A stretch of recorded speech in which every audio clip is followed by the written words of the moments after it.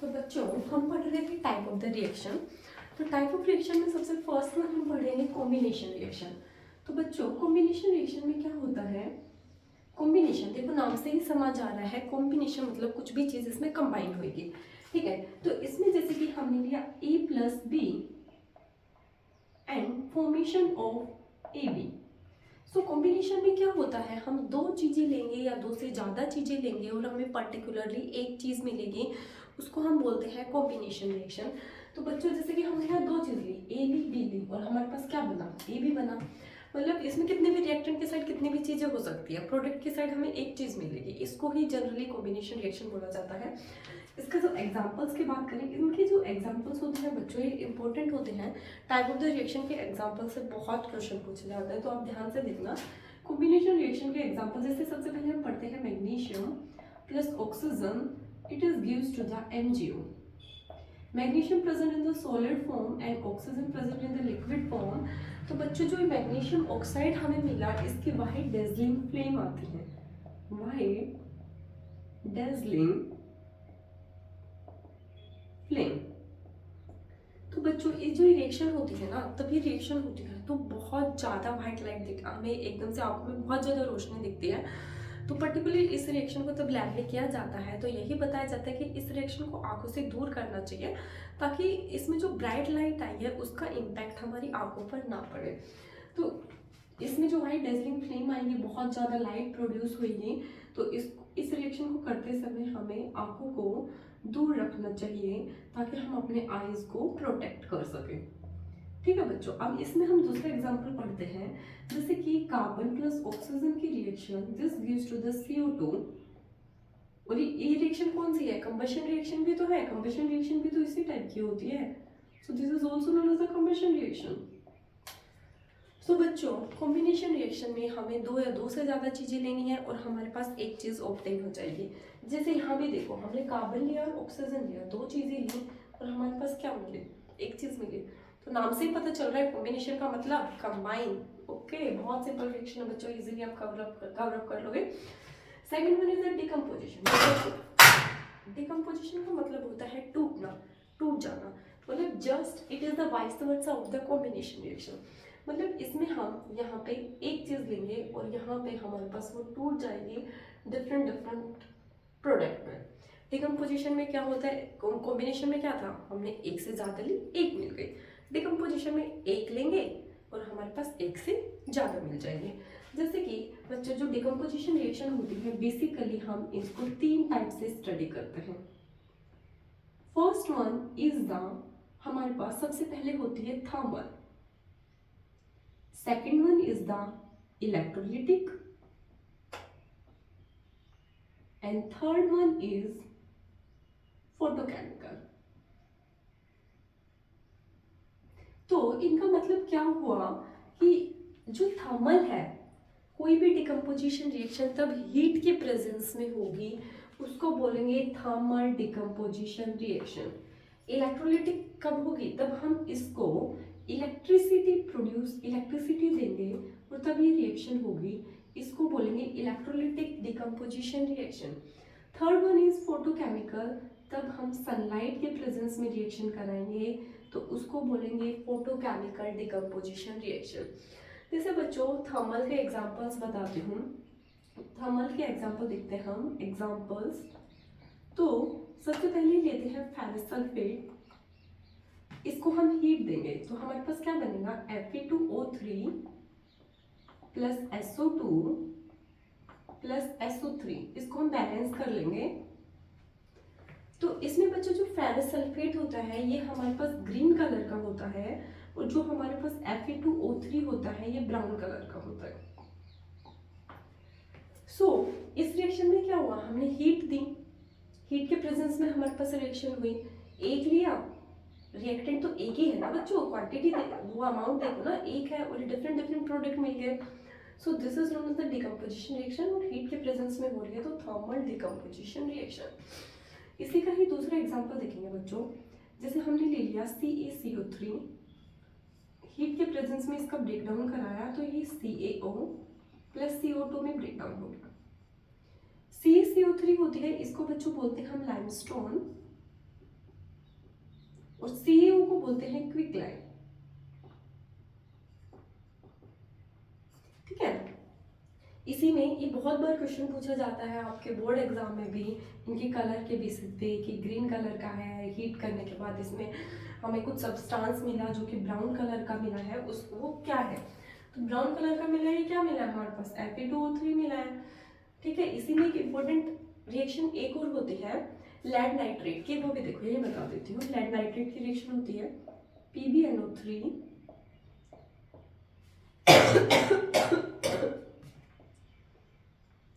इसको भी हीट के प्रेजेंस में कराएंगे तो हमारे पास बनेगा PbO plus NO2 plus NO3।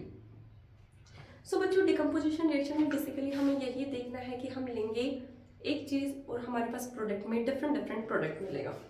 तो PbNO3 बच्चों ये व्हाइट कलर का होता है और ये PbO हमारे पास मिलता है ये येलो कलर का होता है। ये कलर वाली चीजें आप ध्यान रखना, ये ना कलर के बेसिस बहुत बार क्वेश्चन पूछे जाते हैं। तो ये 2-3 ही रिएक्शन है जिन हमें कलर का ध्यान रखना चाहता है क्योंकि फ्रिक्वेंटली पूछे जाते हैं। ग्रीन कलर, यहाँ पे हमारे पास ब्राउन कलर, PbNO3 का हमारे पास वाइट कलर, PbO का हमारे पास येलो कलर। ठीक है, ये वाली चीजें ध्यान रखना, इजीली कवर हो जाएगी। This is the example of thermal decomposition reaction. अब हम बात करते हैं इलेक्ट्रोलिटिक के। तो बच्चों, इलेक्ट्रोलिटिक डिकम्पोजिशन रिएक्शन में क्या होता है, तब इलेक्ट्रिसिटी दी जाएगी तो उस वाले केस में इसको बोलेंगे इलेक्ट्रोलिटिक डिकम्पोजिशन रिएक्शन। जैसे कि इसका एग्जांपल बताती हूँ आपको। वाटर की रिएक्शन आती है H2O, इसमें हमने इलेक्ट्रिसिटी पास करी, सो ये हमारे पास H2 प्लस ऑक्सीजन में डिकम्पोज हो गया। ठीक है, तो बच्चों इस वाले केसेस में बहुत बार पूछा जाता है कि ऑक्सीजन कहाँ मिलता है और हाइड्रोजन कहाँ मिलता है। जो इसमें रिएक्शन, इसकी पर्टिकुलर रिएक्शन इस तरीके की होती है, रुको मैं बताती हूँ।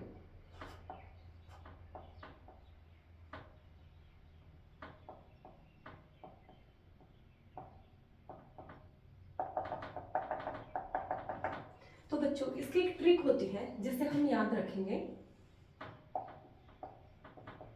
पॉजिटिव एनोड ऑक्सीजन, मतलब जो पॉजिटिव होगा वो एनोड होगा और ऑक्सीजन का डिकम्पोजिशन यहाँ होगा। तो पॉजिटिव क्या है, ये वाला पॉजिटिव है, तो जो ऑक्सीजन डिकम्पोजिशन कहाँ पे होगी, यहाँ पे होगी, और इसको बोलेंगे क्या, एनोड बोलेंगे। और जो ये वाला है ये क्या है, कैथोड। इसका बहुत बार इसकी वॉल्यूम पूछी जाती है कि हाइड्रोजन और ऑक्सीजन की वॉल्यूम का रेशियो बताओ। तो बच्चों, हाइड्रोजन एंड ऑक्सीजन की वॉल्यूम का रेशियो यहाँ पे होता है 2:1, जो आप लोगों को ध्यान रखना है। ये बहुत बार पूछा जाता है कि इनका वॉल्यूम का रेशियो बताओ और ये कहाँ का डिकम्पोजिशन होते हैं इसका बताओ। ये वाला क्वेश्चन ये भी बार बार पूछा जाता है। वॉल्यूम है हाइड्रोजन एंड ऑक्सीजन का 2:1 एंड ये डिकम्पोज कहाँ का होते हैं, तो ऑक्सीजन होगा एनोड पे और हाइड्रोजन का होगा कैथोड पे होगा। तो बच्चों एक बार बेसिकली देख लो, थर्मल डिकम्पोजिशन रिएक्शन हीट के प्रेजेंस में होगी। उसके एग्जांपल हमने देखे थे फेरस सल्फेट, जो हमें क्या देगा, Fe2O3 SO2 प्लस SO3 की कंपोजिशन देगा। दूसरा हमने पढ़ा था लाइमस्टोन का example and third one is land nitrate का एग्जांपल। इलेक्ट्रोलिटिक में क्या पढ़ा, जिसमें इलेक्ट्रिसिटी की हेल्प से जो डिकम्पोजिशन रिएक्शन हो रही है उसको बोलते हैं इलेक्ट्रोलिटिक डिकम्पोजिशन रिएक्शन। और इसका एग्जांपल हमने वाटर का पढ़ा कि वाटर में जब हम इलेक्ट्रिसिटी पास करेंगे तो ये रिएक्शन बनेगी। बच्चों एक इसमें ना इम्पोर्टेंट पॉइंट होता है कि जो हमारे पास प्योर वाटर होता है, प्योर वाटर, तो कोई बताएगा प्योर वाटर हमारे पास कंडक्टर होता है, इंसुलेटर होता है। बच्चों प्योर वाटर में कभी भी इलेक्ट्रिसिटी पास नहीं होती है। कभी आपने सुना होगा डीआयोनाइज। तो जो वाटर होता है, प्योर वाटर होता है, आरओ वाटर होता है, तो डिस्टिल वाटर हो जाता है, उसमें क्या हो जाता है, आयंस खत्म हो जाते हैं। तो इलेक्ट्रिसिटी तो तभी पास होगी ना तब हमारे पास फ्री इलेक्ट्रॉन हो या आयंस का मोमेंट हो, तभी इलेक्ट्रिसिटी पास होती है। तो प्योर वाटर में तो हमारे पास आयन होते ही नहीं है बच्चों, आयन एब्सेंट होते हैं, तो इसमें इलेक्ट्रिसिटी पास नहीं होती है। Electricity does not pass. तो इस वाले केस में हम क्या करते हैं, इसमें हम थोड़ी सी एसिड डाल देते हैं, जरा सी, एक ड्रॉप, तो इसमें आयंस आ जाते हैं जिसकी हेल्प से इसमें इलेक्ट्रिसिटी पास हो जाती है। जो वाटर है ना, जरा से एसिड डाल दो तो इसमें इलेक्ट्रिसिटी इजीली इलेक्ट्रिसिटी पास हो जाएगी, ये याद रखना। Third one is photochemical. तो फोटोकेमिकल में क्या होता है बच्चों, फोटोकेमिकल में हम सनलाइट पास करेंगे तो जो डिकम्पोजिशन रिएक्शन होगी सनलाइट के प्रेजेंस में उसको बोलते हैं फोटोकेमिकल डिकम्पोजिशन रिएक्शन। तो इसमें एग्जांपल हम पढ़ते हैं सिल्वर क्लोराइड का और सिल्वर ब्रोमाइड का। मतलब सिल्वर क्लोराइड में यदि हम सनलाइट पास करते हैं तो हमारे पास सिल्वर प्लस क्लोराइड का फॉर्मेशन होता है, और सेम इस तरीके से हम सिल्वर ब्रोमाइड भी करते हैं तो हमारे पास Ag प्लस Br का फॉर्मेशन होता है। देखो बच्चों ध्यान से सुनना, फोटोकेमिकल तो इसमें हमने क्या किया, AgCl ली, इसमें सनलाइट पास कराई और हमारे पास बना Ag प्लस Cl2। इसी तरह इसमें AgBr की रिएक्शन होती है तो इस वाले केस में भी क्या मिला हमारे पास Ag प्लस ब्रोमाइड। ठीक है बच्चों, सिल्वर क्लोराइड और सिल्वर ब्रोमाइड की रिएक्शंस होती हैं, इनको ही हम फोटोकेमिकल रिएक्शन बोलते हैं। और इसमें सनलाइट का पास होता है और थर्मल में हीट का, इलेक्ट्रोलिटिक में इलेक्ट्रिसिटी का होता है। ठीक है, बेसिकली यही है इसमें डिकम्पोजिशन में, और इतना कुछ नहीं है।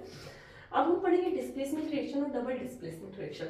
बच्चों जो डिस्प्लेसमेंट अपने आपके जो कॉम्पिटिटिव एग्जाम होते हैं उसमें डिस्प्लेसमेंट रिएक्शन के बहुत क्वेश्चन पूछे जाते हैं कि ये रिएक्शन फिजिबल है या ये रिएक्शन फिजिबल नहीं है। तो बच्चों हम किस तरीके से पता चलाएंगे कि कौन सी रिएक्शन फिजिबल होती है और कौन सी रिएक्शन फिजिबल नहीं होती। तो हमारे पास एक होती है रिएक्टिविटी सीरीज, जिसके हेल्प से हम फाइंड आउट करते हैं कि कौन किसको डिस्प्लेस करेगा।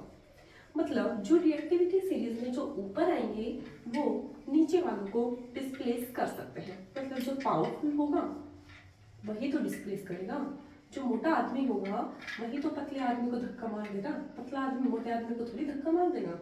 आई बच्चों समझो, मोटा आदमी खड़ा है पतला आदमी खड़ा है, मोटा आदमी तो पतले आदमी को धकेल देगा और पतला बेचारे मोटे को कैसे धकेलेगा। एक MMA फाइटर है और एक मान लो पतला है, उसके साथ उन दोनों की फाइट करा दी, कौन जीतेगा?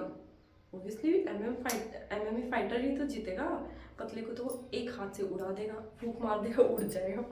ठीक है, आगे नहीं बच्चों समझ। तो डिस्प्लेसमेंट रिएक्शन केमिस्ट्री में भी ऐसे ही होता है। तो इसमें एक होती है डिस्प्लेसमेंट का, पहले मैं बता देती हूँ जनरल क्या होता है, A plus BC so AC plus B। तो इसमें क्या हुआ, C इसके साथ था बट ये किसके साथ चला गया, ये A के साथ चला गया। So in this reaction A is powerful, A powerful है तभी तो उसने उसके भाई को अपने साथ ही ले लिया। BC इन दोनों का आपस में रिश्ता था, A पावरफुल आया, इसने C को अपने साथ ले लिया। तो केमिस्ट्री में बच्चों ये हमें कैसे पता चलेगा कि ये रिएक्शन होगी या नहीं, मतलब A C को लेगा या नहीं, तो ये हमें रिएक्टिविटी सीरीज के बेस पे पता चलता है। तो बच्चों रिएक्टिविटी सीरीज किस तरीके से होती है, इसकी ट्रिक होती है, मैं बताऊंगी इसको। तो इसकी सीरीज होती है लेकिन, बारात, श्री, कहना, मजे से, आना, मन जो करे, फेंक दे, कोई निगाहें, सुंदरी, प्यार भरी, हाइड्रोजन, छापा। तो बच्चों this is the reactivity series. तो इसमें जो ऊपर वाले होते हैं these are the highly reactive, बीच वाले होते हैं these are the moderatively reactive and these are the list reactive. तो कोई भी रिएक्शन होगी जो ऊपर वाला होगा, जैसे इन दोनों की रिएक्शन है तो एसन है वो PB के साथ वाले को ले लेगा बट PB नहीं ले पाएगा, मतलब पावरफुल वाला दूसरे से चीजें छीन लेगा। तो ये ध्यान रखना बच्चों, ले के बारात, श्री, कहना, मजे से आना, मन जो करे, फेंक दे, कोई निगाहें, सुंदरी, प्यार भरी, हाइड्रोजन, छापा। ठीक है, जो ये वाली चीजें होती हैं इनको लिस्ट रिएक्टिव बोलते हैं, जो कॉपर, Hg, प्लेटिनियम और gold, this are the list reactive. ठीक है बच्चों, जैसे कि डिस्प्लेसमेंट रिएक्शन का एक एग्जांपल बताती हूँ आपको।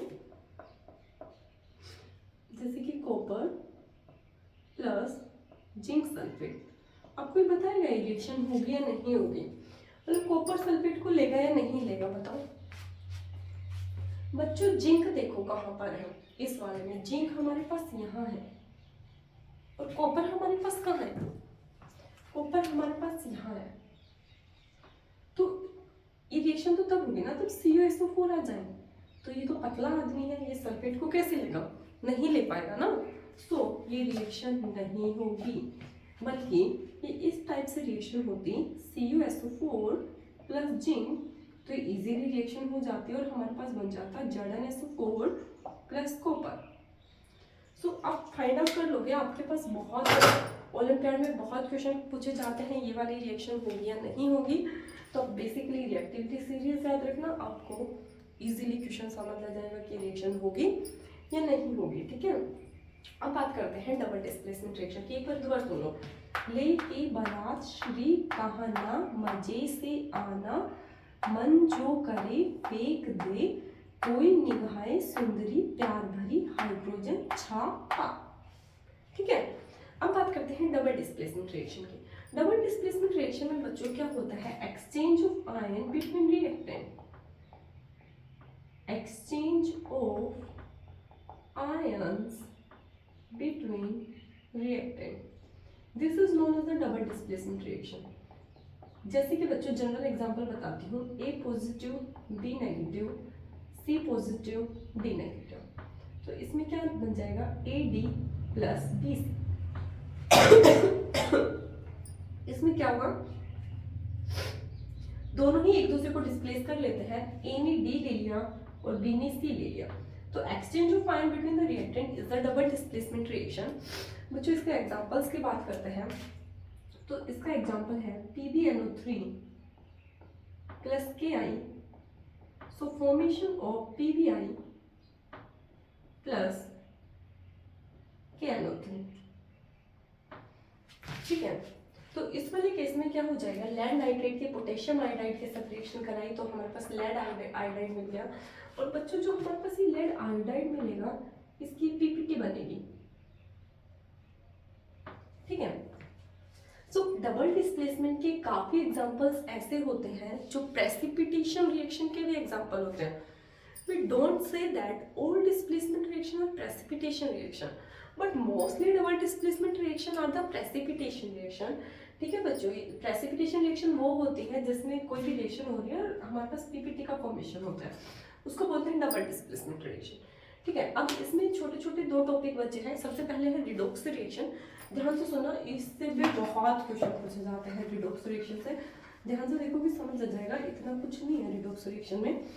रिडॉक्स सबसे पहले आता है रिडॉक्स रिएक्शन होती क्या है, तो बच्चों रिडॉक्स रिएक्शन में रिडॉक्स रिएक्शन वो होती है जहाँ पे ऑक्सीडेशन एंड रिडक्शन दोनों हो रहे हो, ठीक है। अब बात आती है ऑक्सीडेशन क्या होता है और रिडक्शन क्या होता है। बहुत बच्चों को तो यही नहीं पता होगा ऑक्सीडेशन क्या है और रिडक्शन क्या है, तो हमें पहले ये पता होना चाहिए ऑक्सीडेशन क्या होता है, रिडक्शन क्या होता है, ऑक्सीडाइजिंग एजेंट क्या होता है, रिड्यूसिंग एजेंट क्या होता है, ठीक है बच्चों। तो इसके में छोटी सी ट्रिक है, उससे आपको इजीली टॉपिक समझ आ जाएगा। सबसे पहले पढ़ते हैं हम रिडॉक्स रिएक्शन।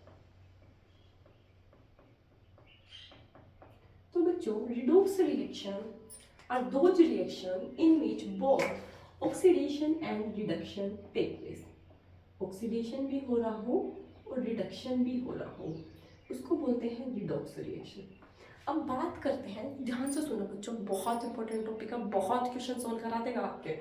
तो रिडक्शन में क्या होता है बच्चों, रिडक्शन का मतलब होता है गेन ऑफ इलेक्ट्रॉन।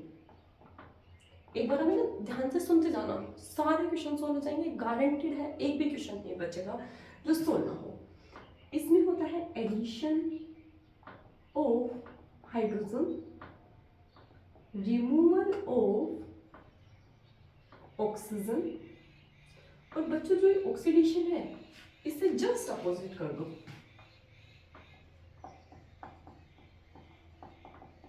मतलब loss of electron,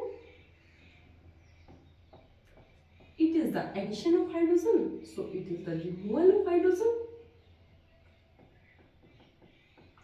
Third one is removal of oxygen, so addition of hydrogen, just उल्टा ही तो किया है। सो समझ आ गया ना ऑक्सीडेशन और रिडक्शन होता है। ऑक्सीडेशन में लॉस ऑफ इलेक्ट्रॉन, इलेक्ट्रॉन की हानि होगी, हाइड्रोजन का रिमूवल होगा, हाइड्रोजन उस रिएक्शन से हट जाएगा। एडिशन ऑफ ऑक्सीजन बच्चों, एडिशन ऑफ ऑक्सीजन, कोई भी रिएक्शन है जिसमें ऑक्सीजन ऐड होगा और हाइड्रोजन रिमूव हो जाएगा, that reaction is known as oxidation reaction. Reduction में क्या हो जाएगा, जिसमें हाइड्रोजन ऐड हो और ऑक्सीजन बाहर जाए। बच्चों इसमें दो टर्म होती हैं, एक होती है ऑक्सीडाइजिंग एजेंट और एक होता है रिड्यूसिंग एजेंट।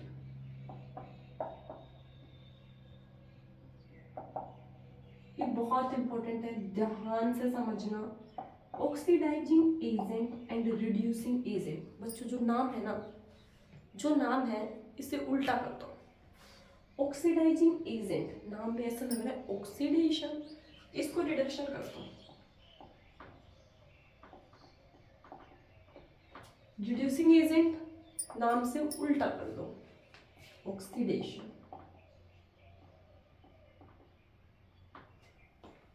बच्चों ऑक्सीडाइजिंग एजेंट का मतलब होता है रिडक्शन, रिड्यूसिंग एजेंट का मतलब होता है ऑक्सीडेशन।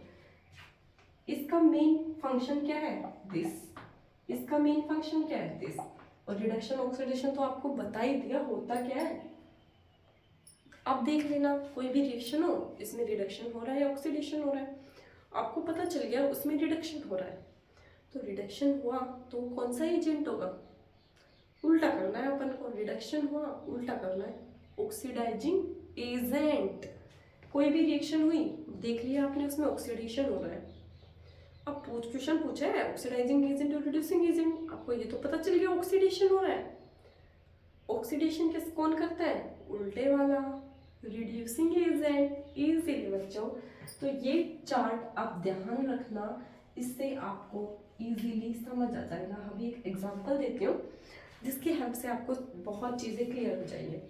जैसे कि बच्चों ZnO plus carbon, it is the CO plus Zn। तो इस वाले केस में देखो किसका क्या हो रहा है, कार्बन के साथ क्या हुआ, addition of oxygen.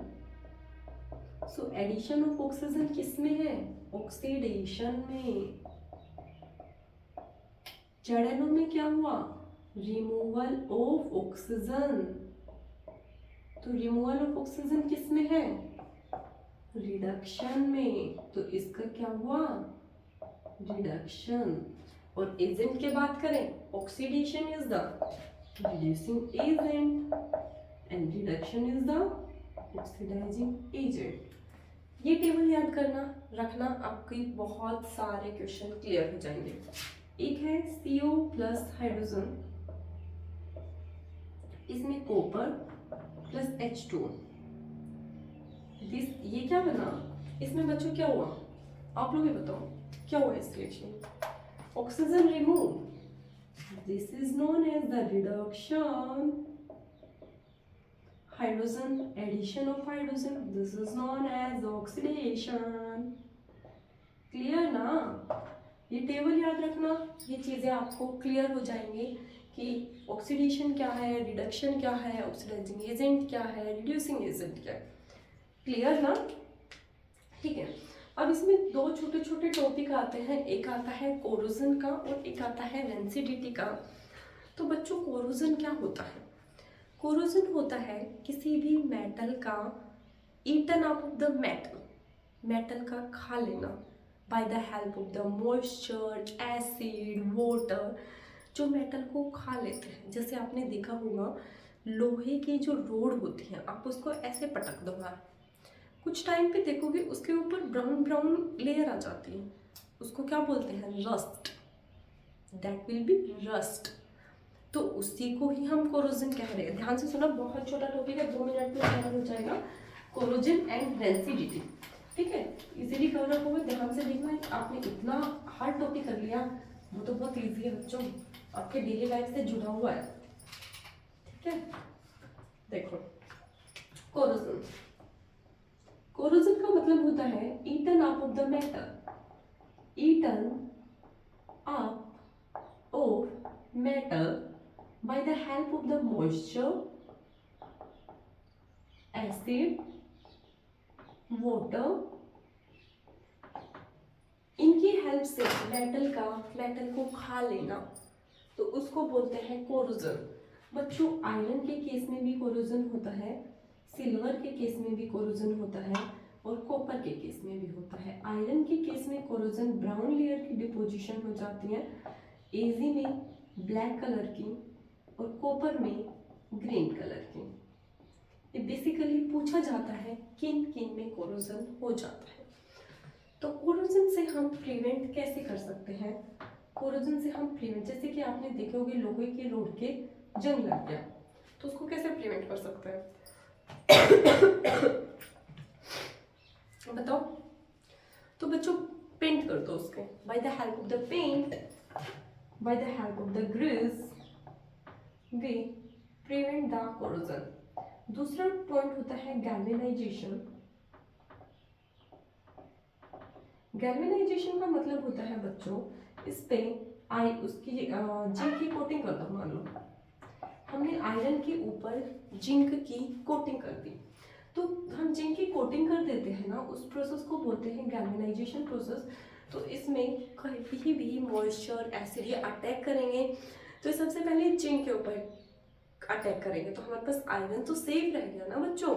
So that will is known as the galvanisation process. एक होता है एनोडाइजेशन प्रोसेस।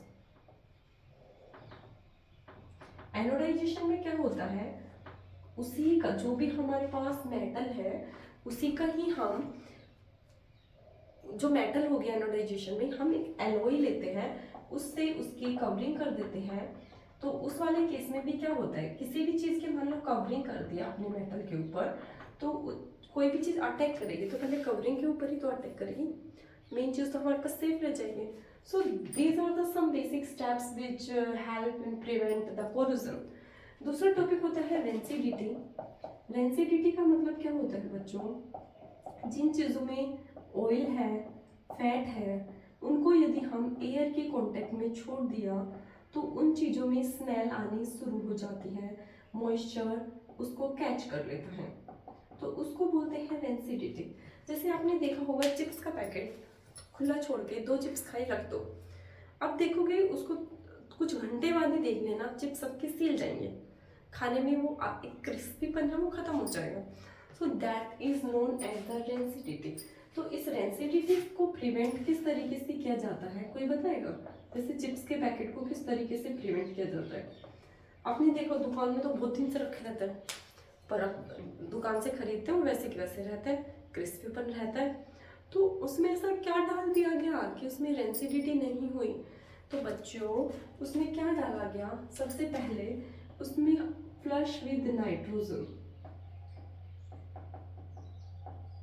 इसका मतलब क्या होता है, पैकेट लिया उसमें नाइट्रोजन डाल दिया, जिससे क्या हुआ, जितनी भी एयर थी पैकेट के अंदर वो बाहर चली गई, जिसकी वजह से उसमें एयर की प्रेजेंस ही नहीं रही। तो एयर की प्रेजेंस ही नहीं हुई तो रिएक्शन ही नहीं हुई, बैड स्मेल ही नहीं आएगी। तो फ्लश विद नाइट्रोजन या फिर एयर टाइट पैक कर दो, vacuum packing, air tight pack, vacuum packing. आपने देखा होगा फूड होता है हमारे घर में, गर्मियों के टाइम पे उसको बाहर रख दो, थोड़ी देर में ही खराब हो जाता है, तो अपने क्या उसको देखा होगा फ्रीज में रख देते हैं हम लोग फूड को, तो कभी भी लो टेम्परेचर पे रख देते हैं, तब भी हमारे पास प्रिवेंट हो जाती है रेंसिडिटी से। या तो हम लो टेम्परेचर पे रख दें, लो टेम्परेचर। सो बच्चों रेंसिडिटी का मतलब क्या होता है, जिसमें भी ऑयल फैट होगा, एयर की प्रेजेंस आएगी तो वो फूड में स्मेल आ जाएगी।